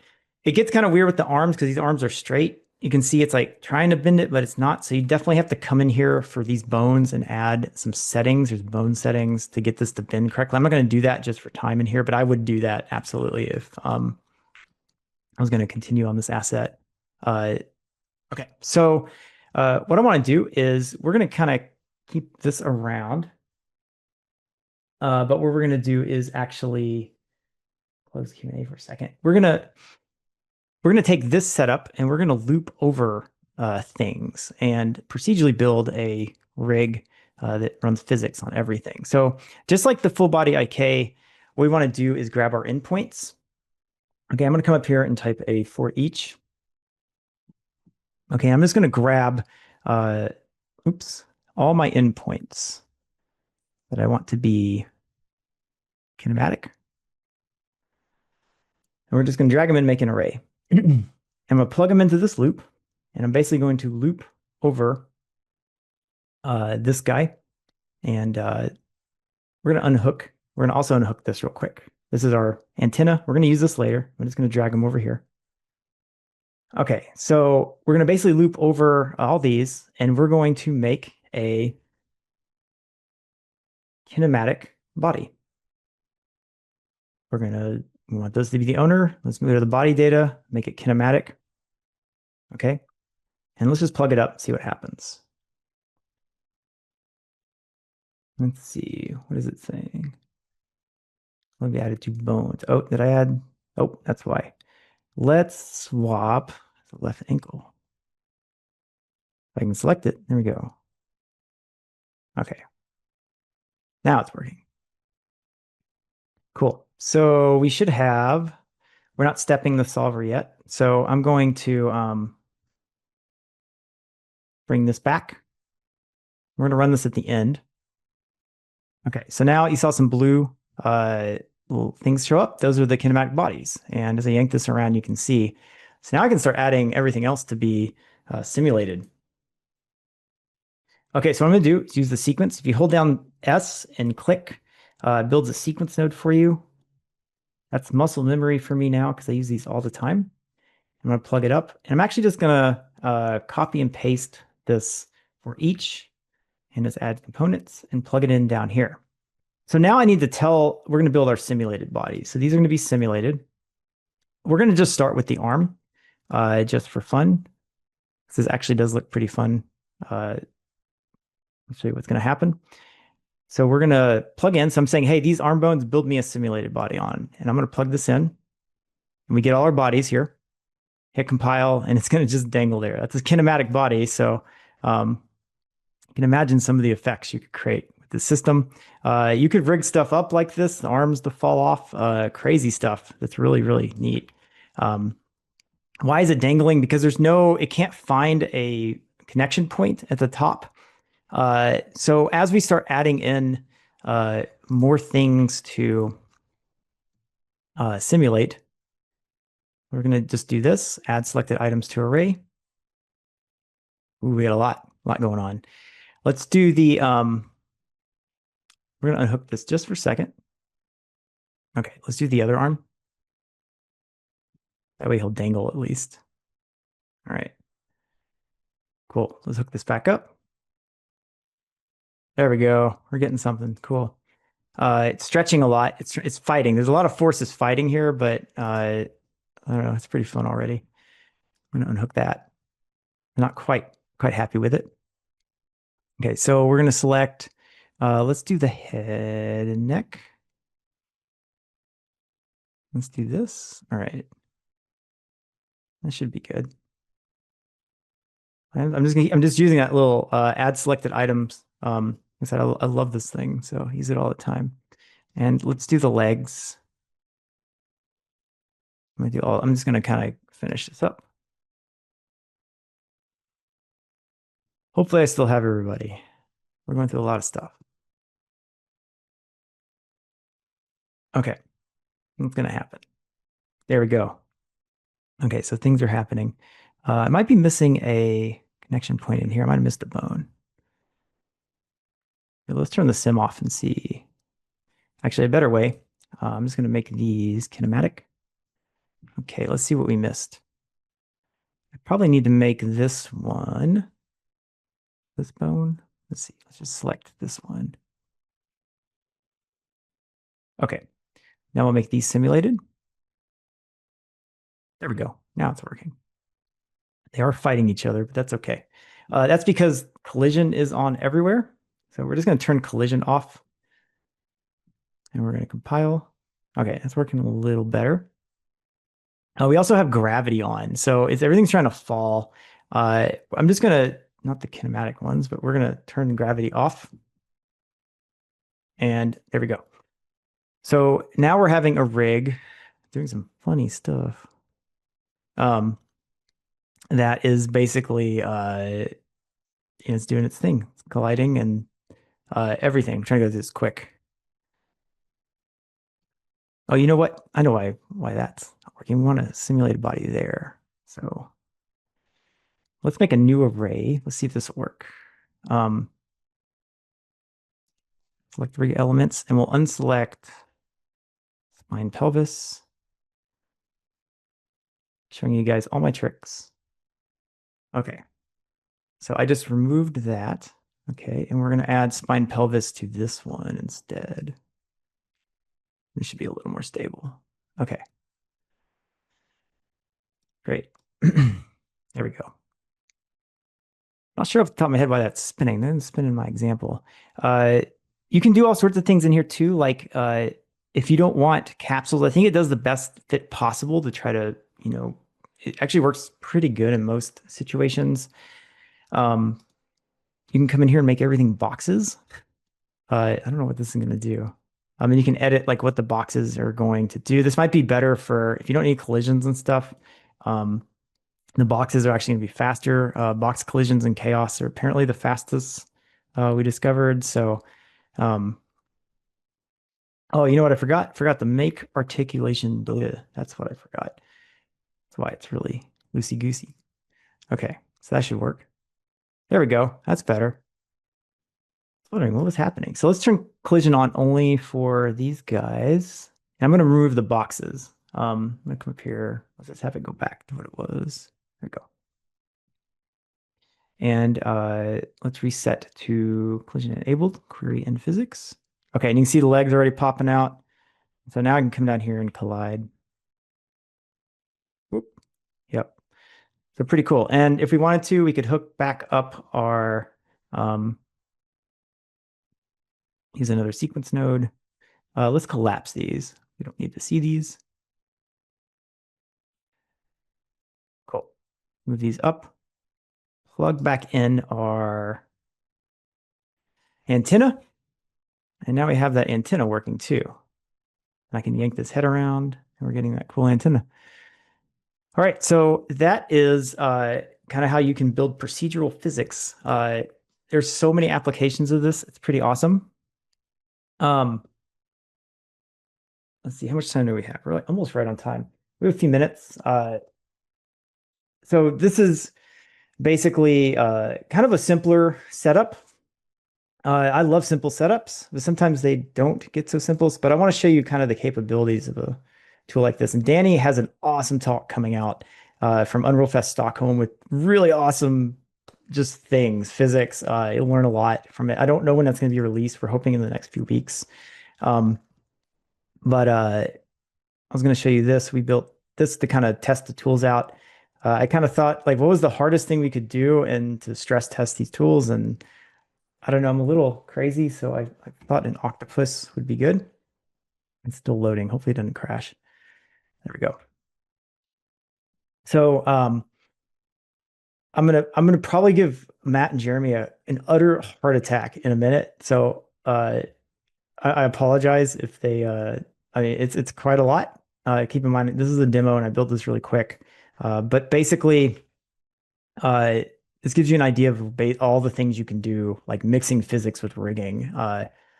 And so this is doing some crazy spline stuff. Octopuses are really difficult. What I really like is I can wrap these up, like tie these in knots and stuff. The collision works so good. You can mix parts of control rig. Like this is a way you can kind of twist them, and you can come up here and have everything collide. There's also a bunch of cool settings. Let me turn on, kind of show you the power of what control rig can do.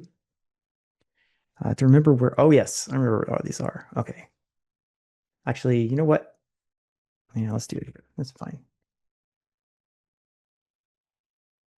Curl control. All right, I want to select all of these guys. Might have to do this in the animation editor. Why is that not? There we go. Okay, I wanted these settings. Hopefully they're all. Oh, that's weird. They should have. Oh, I guess it's not going to show me. Let me drag this in. They hear it instantiate. He's really small too, by the way. We're going to scale him up though. This is also a good lesson. If you ever want to scale stuff, like I've always been frustrated scaling things and rigs. Unreal, it's so awesome because you just scale the character component up and like everything scales with it. So you don't have to like rig. I basically don't rig scaling stuff anymore. It's awesome. Um, so I'll just kind of show you this real quick and we'll end on this guy if he will work. There we go. Okay, I had to kick in. Great. Let's turn the floor off. All right. So you can, what was really fun with this was I tried to basically see how far I could push this by mixing all the control rig systems. So we're I'm gonna turn off some stuff. Okay, turn off lock end, and he's gonna start floating off. We don't want that. I want to turn gravity up to 1. Okay, so there all his tentacles are dangling. So that's fun. Let's use the floor. Cool. All right, and now we're going to I'll let you take a look at the rig too in a minute. Let's see, what was that called? Harmonics, right? So Control Rig has a really cool node called chain harmonics. I know Fortnite uses this a lot, but it's like a motor. It's essentially like a motor, very similar to what they did on Davy Jones back in the day. But it kind of adds like a little mode. You can see him working there. And so now I can just animate this guy around. He just does really creepy, like octopus, like motion. So yeah, so this kind of shows like really how far you can go with mixing all these physics systems together. Chase. Yeah. Sorry, is it real time on your screen? Because I think with Zoom, I think it looks like it's lagging, but I was just wondering if it's real time on your screen. It is real time. I could try optimizing if that would help, guys. Just to show people that it's fast and it's not. Yeah. Let me know if this is better. Believe it or not, yes, it is. Okay. We get hit on the interface. It's a million times better. Yeah. Awesome. We just can't see the text on all the buttons and stuff. Only problem with that. So cool. Yeah. Looks great. Couple of things to note too is that this guy is, I think, 2 million vertices, and it's all real time. I think if I turn on lit wireframe, you can really see like how dense. Let's see, lit. Let's do this. You can see how dense he is. So definitely film level. Like I zoom out and it's completely dense, but it's all real time. I'm not having any performance loss, so it's using nanite. Pretty cool. The graph is procedurally built. How I built these tentacles, while this looks scary, it actually offered me a lot of flexibility. So this entire loop here does every tentacle. So if I change one thing, it does all of them. I don't have to like rerun scripts or anything. I can just come in here and start modifying this part of the graph, and it'll update all my tentacles, which is pretty nice. I built little collision objects, little collision functions, and I think what else is interesting. Here's the harmonic stuff. This chain harmonics is awesome. Definitely check it out. You can do some really crazy things on it, and all the logic to lock end, and it's you just keep decking out. Like what I showed you with the build was basically the core level of it, and how far you take it is definitely up to what you want to do. This construct physics, I actually am giving this to you guys. It's in the sample that we in the example project. I'll show you where that is. I think what else is interesting in here. It creates a bunch of bone chains. So I know that's come up creating procedural bone chains. So I create a physics bone chain for each tentacle. So you can see them all over here. And I operate on that. That gives me control over the tentacles. So yeah, if I had a lot more time, I'd probably clean, for real, this is a demo, so it's a pretty messy graph, but I'd probably clean this up. We're using this in production. You wouldn't want to give this to somebody else. This would be really hard to see. Yeah, let's see. Let's hop back to this guy. Get away from Scary Land. Last thing is, I'm giving this to you guys, is I took Mr. Robot and I wrote a physics module.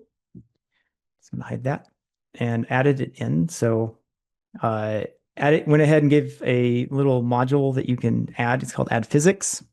And that's included in the sample project. So I just added one for each component and the antenna. You can do the antenna. That's fun. And it's a pretty straightforward module. It's a little more in depth than what I showed. But yeah, this is there if you want to check it out and see like how you would potentially modularize physics systems, because that's a pretty powerful feature. Let's see. That's kind of it. We're a little over time. I can do a live demo of 5.7 if we want to do that real quick for 5 minutes. Okay, so I'm in 5.7 right now. I think I'm in 5.7. Let me double check. Yep, we're in 5.7. This is hot off the press from sometime earlier this week. So when you come into 5.7, the sculpting is a little different. So what I'm going to do is make a new morph target up here. And you can see this, we completely rewrote the morph targets window. And this is mostly to do other things. Like we just need an interface to be able to do like a lot of these things like mirroring and averaging shapes and everything. So the other thing is you can also apply manually. So what that's going to let me do is you select this now and now you can come up here and sculpt. And so I can do something like this, make a shape. And then we can like exit the tool. And then I come over here and I can start painting weights without having to commit every time, right? Or if I wanted to paint weights and build bones, I could add a bunch of bones in right here. I don't know, a bunch of bones. There we go. I wasn't way off. I can come back and now I can paint on them.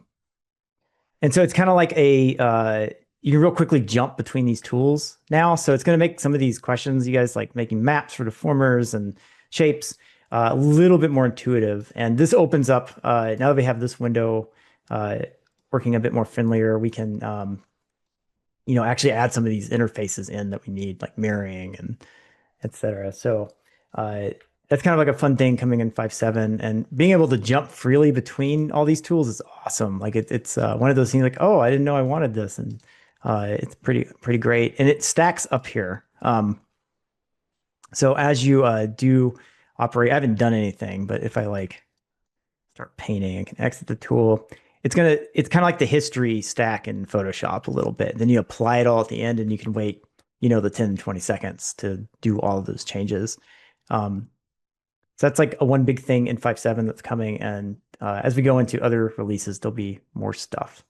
So real quick, let's go to the little Omega control rig. There's a lot of cool little control rig improvements that have happened that you're going to like a lot. So one of my favorite things, I think this release is just hotkeys. You can now 1, 2, 3, 4 will change the solvers up here. And also when you compile, it won't change. It won't switch it back to forward solve, which is pretty great. So it'll stay in whatever solver you're in. And that's fun. A lot of some other hotkeys too. We've also popped this menu up to the top and added hotkeys for all this stuff. So now you can do, if you hit U, it'll turn on that overlay instantly. You don't have to go hunt for the menu. Sometimes I want that on, sometimes I don't. So that's kind of nice. The big one is this big giant window down here. This is awesome. I'm covering this in rapid speed. So this is the new dependency viewer. Let's just tear it off because it's pretty great. So what it does is it lets you, let's see if I can look at the hand. Basically, it's telling you what is affecting this. This is essentially parenting. And so similar to Maya, you can kind of see like what's happening to your rig. this is constructing your rig. This is building the logic. It's building everything procedurally. This is saying what has been built, what is happening. So this is a great debugging tool. So my hand left control, you can see it kind of mirrors the stack over here. And you can do things like this. This is neat. So here I selected the FK control chain function, and it's telling me info about it, saying, hey, this is what it's driving, right? And this is what's driving it. So here's all my controls. Here's all my bones. As you guys play with modular control rig and stuff, you can see how this is going to be very useful for modules, especially. You're going to be able to really see like this works in modular control rig. It doesn't matter. You can easily debug kind of what's happening. And we've added some fun stuff. If you get this really messy, because this can get pretty big, you can let's see, what is it? Auto layout. You can hit R and it'll kind of lay out everything like a small little simulation. So yeah, it should feel kind of comfortable. You can't edit things in here. That's not the intent. The intent is the debugging view, like the reference viewer. Chase, can you turn off your optimize for video? It's a little blurry, please. There we go. Perfect. Be a little better. That's kind of the big one. There's been a lot of really annoying little like features, I want to say, that have kind of creeped in over time, or we've all realized. And Jeremy helped actually do a lot of these, and we're doing another big round for 5.8. So yeah, these two are the big ones. I'm trying to think what else is. There's a lot of stuff in here. This is a great one. You can drag. You make item arrays now. You can name them. So you could be like, this is my hit F2 left arm array. That's great. So you can make little buckets. And there's also a bunch of things in here. You can select occurrences. So that makes sense there. But if we come down here, you can select all the occurrences of FK control chain. So if you have a big giant graph, you can come through and find them, or maybe you want all your set transforms. Let's see. Yeah, there we go. Select occurrences. Pretty awesome. Let's see, what else is there? I'm trying to think what else. It's kind of the majority of it. There's a lot of things. I feel like I'm missing something, but yeah. Yeah, it's kind of 5.7 in a nutshell. There'll be a lot of information coming out about this soon. Oh, here, I should show this. There's a new Graph Explorer. We're not advertising this, but it's pretty great. It's going to replace my blueprint. I'm not going to go into why, but it is. Not this release, but it's kind of here just to play with. You can do things now like remove unused functions, or if you have a ton of variables, you can remove unused variables, and it'll remove anything that's not being used. So it gives you a real quick way to clean up your graph. You have to do these by hand if you use my blueprint. That's kind of great. And yeah.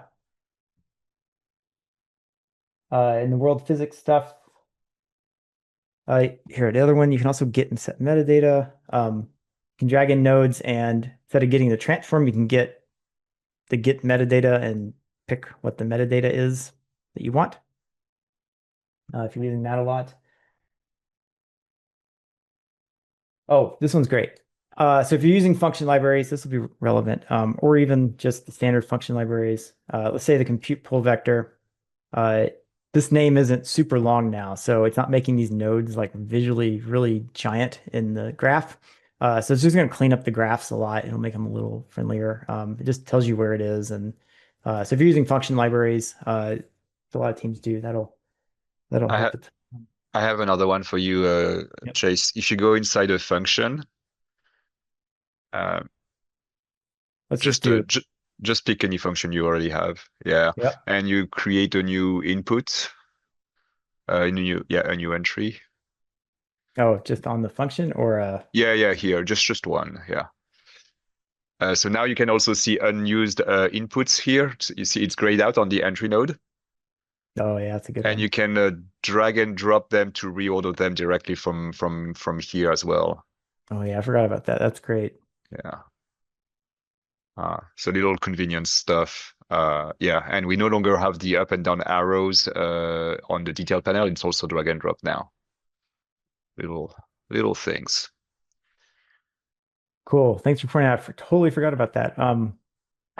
That's great. I've done it for so long the old way. That'll take me some unlearning, but I'm excited about that. The other big thing I just saw is we actually have node evaluation now.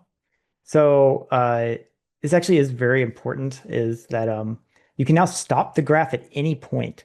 If you hit this little button, and my brain is kind of fried today from talking so long, but let me show you how that works, because this is going to be a game changer, I think, for debugging. So down here, we're running a arm and we're running another arm for the other side. So I'm going to hit this guy, and this one evaluates, but this one is not anymore. All right, because I stopped it. If I tell it to go, it'll go evaluate. And so that's pretty cool. It works inside of functions too, which is nice. But I just wanted to show that because that's going to really make debugging like a lot easier. Usually people, what you'll do is like you'll just disconnect it and kind of debug it, and you have to come back and hook it up. So this makes that a lot easier to flow. And I think it does work in here. It should work in functions too. Yeah, so I turned it off in the function and it turned it off everywhere that function exists. Chase, do you know if Matt had time to go over the event queue window as well? It basically tells you the listing of how your rig is evaluating by the events.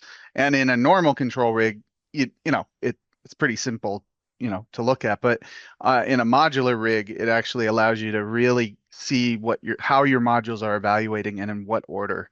And then you could switch between forward and backward solve and just make sure that that's like working the way you want it to work. It's the event queue. If you go down to the bottom there, yeah, there you go. So this will list your whatever current mode you're on. It'll list the evaluation order that is happening. So you could see some pre-forward solves in there, and then you have the forward solves, and then if you have other types of events, post solves, and then you see exactly the order of your modules and how they are evaluating. So it's a cool thing and there's also performance numbers if you look over on the right. Brain is fried, so I think it's a good idea to take a few minutes and we'll come back to the lab. Thanks everybody for sticking through that.